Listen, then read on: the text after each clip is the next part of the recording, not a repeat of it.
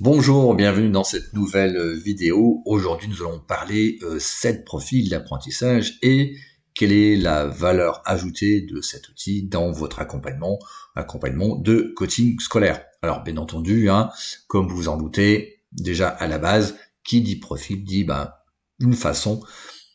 Alors, cet outil permet de voir comment un enfant ou pas que, un enfant ou un adulte apprend concrètement. Ça, c'est la base. Et après, vous pouvez vous poser la question, et après, on fait quoi? Est-ce que c'est un outil qui ne sert que à... Alors certes intéressant, mais de voir comment le jeune fonctionne, et après, je sais pas comment faire. Et c'est ce qu'on va voir dans cette nouvelle vidéo, mais avant de voir la suite, donc comme je vous le dis très souvent, vous avez une formation gratuite sur comment développer votre activité de coaching scolaire, même si vous avez peu ou pas d'expérience dans le domaine. Quand je dis pas d'expérience, c'est le fait d'expérience, vous commencez, vous avez une formation, vous commencez, vous ne savez pas comment vous y prendre. Voilà.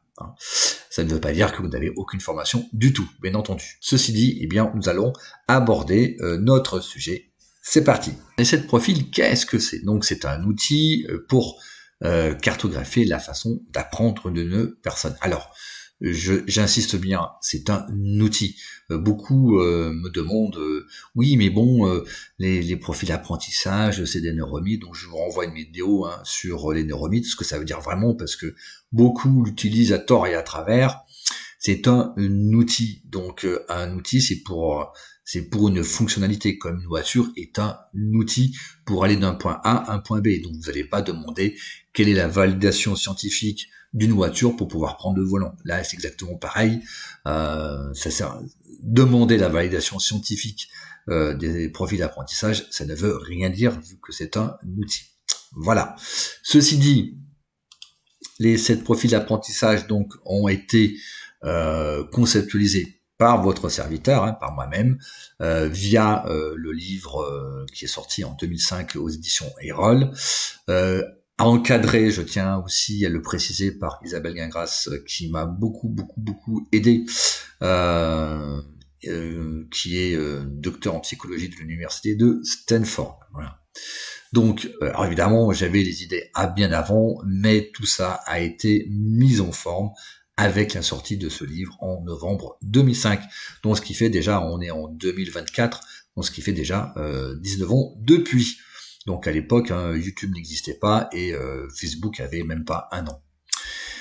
Alors, là aussi, les 7 profils d'apprentissage, c'est un modèle de profil d'apprentissage parmi les 70 autres qui existent. Il y a dans le monde à peu près 70 modèles différents de profils d'apprentissage, et dans le monde francophone, le plus connu peut-être, entre guillemets, je mets connu, c'est les 7 profils d'apprentissage. Alors, vous me direz, ouais mais Jean-François, ok, le plus connu, ça représente quoi concrètement et quelle utilisation? Les 7 profils d'apprentissage sont à ce jour utilisés par plus de 2500 écoles, centres de formation ou universités. Donc c'est déjà pas mal. Et de 2006 à 2020, donc je suis intervenu dans plus d'une centaine, voire même, ça fait peut-être 200 ou 300 écoles, donc lycées, collèges, centres de formation et aussi universités. Donc vous avez une certaine expérience, et c'est pour ça que je dis que les 7 profils d'apprentissage, c'est le modèle de profil d'apprentissage assez connu dans la francophonie. Alors, la première fonction des 7 profils d'apprentissage, c'est le changement. Alors évidemment, cartographier la façon d'apprendre, ça on l'a vu, mais aussi c'est de créer un changement de cadre de référence. Alors c'est quoi un cadre de référence? Je vais me déplacer, voilà. C'est un cadre de compréhension des jeunes et des parents, et aussi des enseignants. Donc c'est un modèle de pensée, un cadre de référence, à savoir ici, c'est voilà, les parents, comme les enseignants, comme les enfants, hein, ont généralement une vision binaire ou en tout cas un schéma de pensée binaire du je suis intelligent. Il y a les intelligents qui ont des bonnes notes et les pas intelligents qui ont des pas de bonnes notes. Voilà, tout simplement. Et ça se fait via la comparaison et via les notes. Alors évidemment, vous aurez toujours des parents qui vont dire mais non, mais pas du tout, nous on regarde pas les notes. Ouais, ça c'est mon œil, hein. Ça c'est archi faux. Par expérience, les parents sont focalisés sur les notes et tout souhait de parents, c'est que leur enfant ait les meilleures notes possibles à l'école. Voilà. Donc évidemment, et même moi, hein, je me surprends de comparer quand je dis à ma fille, les autres ont eu quelle note. Voilà. Donc évidemment, c'est un schéma limitant et tout ça, c'est inconscient. Hein. Et donc les 7 profils d'apprentissage proposent à l'élève une autre vision, un autre cadre de compréhension de ces difficultés, à savoir que 1, on apprend tous différemment, et 2, eh bien certains élèves ont une façon d'apprendre qui convient bien au système scolaire classique et d'autres non, tout simplement. Et donc là, l'objectif, c'est de montrer à l'élève, via les 7 profils d'apprentissage, comment il apprend concrètement. Donc le jeune va passer d'un je suis nul à j'apprends différemment, et voilà concrètement comment j'apprends différemment. Donc ça, grâce au profil d'apprentissage, hein, qui lui permet justement, grâce à cette cartographie, de changer simplement son cadre de référence, et ça change tout. Donc, selon votre point de regard, selon votre point de vue, eh bien, votre réalité va changer. Et donc, vous avez la destruction de la croyance limitante, donc la croyance limitante qui est un blocage du je suis nul. Et de ce fait, la réalité du jeune devient complètement différente, à savoir, j'ai des problèmes à l'école, non pas parce que je suis nul, mais j'ai des problèmes à l'école parce que ma façon d'apprendre, que je viens de conscientiser, que je viens de connaître, est complètement en inadéquation avec le système classique. Voilà, c'est normal. L'école n'y est pour rien, j'y suis pour rien, c'est la vie, c'est comme ça. Et donc, de ce fait, vous avez des meilleures notes simplement par ce changement de cadre de référence, à savoir ce changement de point de regard, de la façon de regarder la réalité et de comprendre aussi la réalité. Alors, vous me direz, changement de note, Jean-François, tu n'es pas un peu présomptueux? Eh bien non, une étude a été réalisée en 2016 par l'EFEC. Hein. Donc l'EFEC, c'est une école de l'enseignement supérieur à Bruxelles qui travaille en collaboration avec l'Université de Bruxelles et qui a testé les 7 profils d'apprentissage dans son enseignement, et en faisant donc une étude dans les règles de l'art, hein, c'est Sylviane Bachy, qui est docteur en sciences de l'éducation, qui a mené cette étude et qui a pu constater auprès des élèves que les élèves qui avaient conscience de leur profil d'apprentissage selon le modèle de cette profil d'apprentissage, car je vous rappelle, hein, il y a en tout 70 modèles différents, donc on est bien dans le modèle des 7 profils d'apprentissage, eh bien, les élèves qui connaissaient leur profil d'apprentissage avaient des meilleures notes académiques que ceux qui ne le connaissaient pas, donc qui étaient dans l'ignorance. Et ils ont aussi pu voir dans cette étude que ça fonctionnait d'autant mieux que l'élève était en difficulté scolaire. C'est-à-dire que plus les élèves étaient en difficulté scolaire, plus ils constataient le fait qu'il y avait une différence entre ceux qui connaissaient leur profil d'apprentissage, donc leur façon d'apprendre, et ceux qui les ignoraient. Ensuite, vous avez la création d'une connexion. Quand vous faites votre coaching scolaire, je dis toujours, votre accompagnement, il est important de créer une connexion avec le jeune. Alors, créer une connexion avec le jeune, c'est quoi concrètement? Alors, ce n'est pas être gentil ou empathique. Alors, c'est bien d'être gentil et être empathique, bien entendu, mais ce n'est pas ça. C'est avant tout, c'est de remplir le besoin de considération, ce sentiment d'être compris, qui est très utilisé dans la CNV, hein, la communication non violente. C'est un besoin fondamental chez l'humain. Donc, je vous renvoie à la CNV qui utilise beaucoup ce concept, et ils ont bien raison. Alors, ils utilisent ce concept par la reformulation. Hein. Donc dans le CNV, pour faire comprendre à votre interlocuteur que vous avez compris son besoin et qu'il est considéré, eh bien vous reformulez le besoin ou la demande. Hein, vous dites à chaque fois, j'ai compris que tu as besoin qu'on parle moins fort avec toi, ou que j'ai compris que la façon dont je parle, bien tu ne sens pas respecté. Voilà, vous avez cette reformulation là. Voilà. Alors pourquoi est-ce important de créer une connexion? Eh bien, que le jeune comprenne le sens de votre accompagnement. Le jeune ne peut pas être motivé par votre accompagnement s'il ne connaît pas le sens.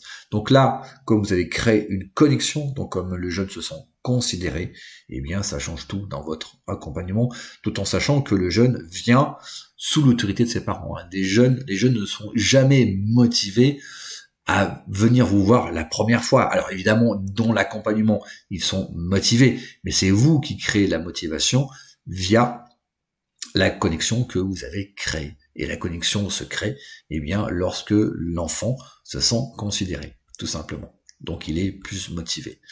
Et donc, l'enfant sera acteur de son accompagnement, et donc l'enfant va appliquer vos recommandations. Donc, sa découverte, en tout cas la découverte de sa façon précise d'apprendre, j'insiste bien, hein, c'est sa façon précise d'apprendre, eh bien, ça va créer une connexion, c'est-à-dire que le jeune se sentira compris, un, par vous, et deux, il va comprendre pourquoi ça ne fonctionne pas à l'école. Donc non pas parce qu'il est nul, mais parce que il fonctionne différemment, et que sa façon de fonctionner est en inadéquation avec le système classique, tout simplement. Et donc, se sentira considéré par vous-même. Donc vous allez vraiment éclairer son esprit. Hein. Le jeune vient avec un brouillard mental de dingue, et puis il se sent nul, il se sent,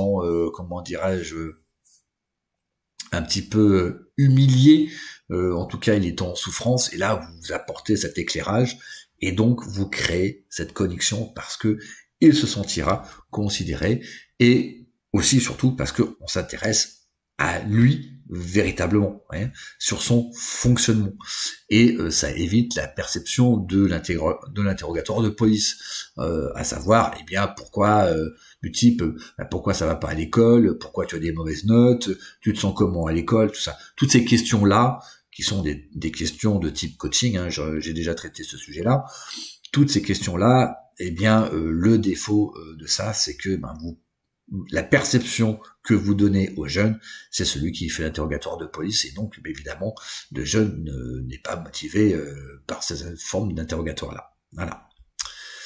Donc pourquoi tu n'aimes pas l'école et pourquoi tu n'es pas motivé. Ensuite, ça permet aussi c'est le profil d'apprentissage, donc le fait de connaître la façon d'apprendre du jeune, ça permet aussi de détecter certains blocages. Hein. Donc déjà, l'inadéquation entre la façon d'apprendre et le système classique de l'école, à savoir, ça vous permettra de voir comment s'adapter, comment communiquer avec les professeurs pour exprimer son besoin. Voilà, tu fonctionnes comme ça, ok, on l'a bien compris, tu l'as bien compris, et maintenant comment tu vas pouvoir communiquer avec ton professeur, parce que ton professeur, j'imagine, ne connaît pas comment tu fonctionnes. Donc toi, tu viens le découvrir aujourd'hui, bien entendu, le professeur ne le sait pas. Donc il est important qu'il le sache pour qu'il puisse éventuellement aussi, lui, t'aider et toi, t'adapter. Voilà. Et bien entendu, responsabiliser, c'est-à-dire que la plus mauvaise des démarches, c'est de dire l'école, ces professeurs sont incompétents, ces professeurs n'écoutent pas les élèves, l'école c'est plus ce que c'était, les jeunes n'ont plus le niveau, tout ça. Bon, donc vous voyez, tout ce qu'on entend dans l'actualité. Alors c'est vrai qu'il y a des professeurs qui sont incompétents, mais pas tous, loin de là d'ailleurs. Hein. C'est qu'une très très petite minorité. Et des professeurs ou les enseignants sont des humains, donc il est important d'amener le jeune à se responsabiliser et d'avoir une attitude de collaboration et de communication avec les enseignants. Donc ça peut enlever certains blocages. Ça permet aussi donc de conscientiser certaines limites, à savoir des peurs, comme par exemple peur de l'erreur, peur de se tromper pour les profils perfectionnistes. ça peut aussi mettre en exergue la peur de l'échec. Hein, vous avez des jeunes, par exemple, qui osent pas prendre des initiatives parce qu'ils ont peur de l'échec, tout simplement. Donc, le fait, grâce au profil d'apprentissage, ça vous permet de le détecter. Le peur du rejet aussi, vous savez, vous pouvez avoir des élèves qui ne posent pas de questions, qui n'ont pas compris en classe, mais qui ne posent pas de questions. Voilà, ce sont des profils en général, hein, dans les 7 profils d'apprentissage, c'est des élèves de type aimable. Voilà, ils ont peur du rejet, ils n'ont pas le conflit, et donc de nature, ils n'iront pas, s'ils n'ont pas compris, voilà, ils se disent dans leur tête, j'ai pas compris, mais je comprendrai demain, je vais travailler ça à la maison, je vais comprendre. Donc ils ne sont pas incités, de par leur nature, de poser des questions aux professeurs lorsqu'ils n'ont pas compris. Donc, ce que l'outil des 7 profils ne peut pas faire, hein, c'est identifier tous les blocages. Donc les 7 profils, vous pouvez déterminer certains blocages, mais pas tous les blocages. Les blocages d'apprentissage sont assez nombreux. Malgré tout, avec les 7 profils, vous pouvez en détecter certains, en tout cas les majorités. Et donc là aussi, la limite, c'est que vous ne pouvez pas lever tous les blocages. Vous ne pouvez pas tous les identifier, vous pouvez identifier certains d'entre eux, mais vous ne pouvez pas les lever. Bon, ça c'est la limite. Voilà, c'est tout pour cette vidéo. Donc au final, vous voyez que les 7 profils d'apprentissage, ça va bien plus loin que simplement de connaître sa façon d'apprendre. Hein. Ça permet déjà un changement de cadre de référence et c'est majeur. Ça donne une autre vision de la difficulté scolaire chez les jeunes. Hein. C'est pas je suis mauvais à l'école ou j'ai difficulté à l'école parce que je suis... Non, c'est voilà comment tu apprends différemment et donc tu peux pas faire rentrer un carré dans un rond et donc c'est normal que tu puisses avoir des difficultés à l'école. Ça, deuxièmement, ça crée une connexion avec le jeune. C'est très important de créer une connexion parce que c'est grâce à la qualité de la connexion que vous avez créée que le jeune sera motivé ou pas.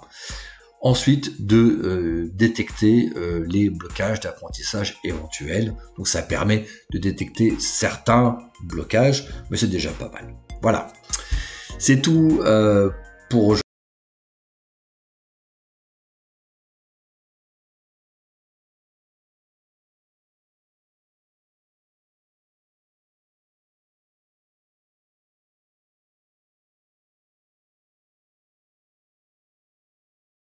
aujourd'hui. Merci de m'avoir écouté, un pouce si vous avez aimé, hein, c'est vachement important. Voilà, donc likez, abonnez-vous à la chaîne et aussi pensez, donc vous avez en description le lien sur la formation gratuite. Et je vous dis à très bientôt. Ciao, bye.